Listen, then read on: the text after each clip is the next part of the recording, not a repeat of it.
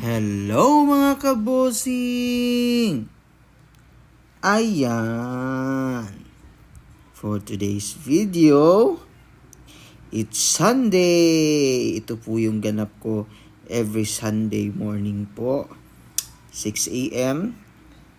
Gigising na ako, mag-prepare na para pupunta sa church kasi kailangan namin by 7 sa church na para makapag-rehearsal pa. So, ako lang talaga yung umaalis kapag morning kasi tulog pa yung mag-ina ko.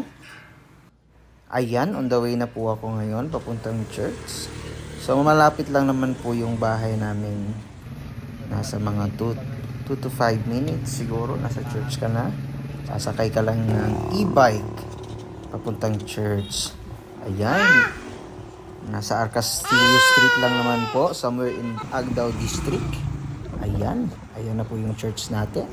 Church of God, World Mission, Philippines. Ayan, papasok na po tayo. Sa gilid ko po, yan po yung lobby natin sa church. Tapos sa kabila naman, sa right side yan, papasok na po tayo. Yan po ang main church natin.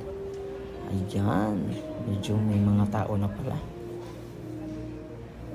So, dapat by 7 andito na ako kasi magre-rehearsal pa kami. By 8, magsa-start na po yung church service natin. No? First service yan kasi every Sunday may 3 services po tayo. 2 sa morning, 1 sa gabi.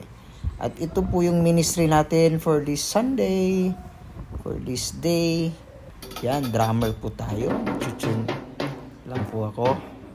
Para diretso po tayo mamaya sa praise and worship natin. Sa divine service.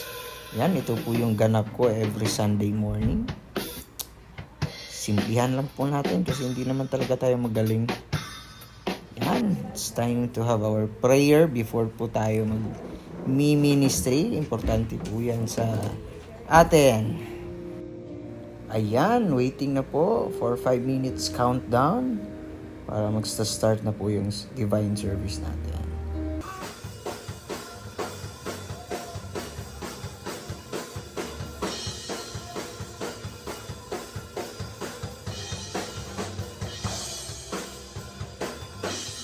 Ayan, word na po.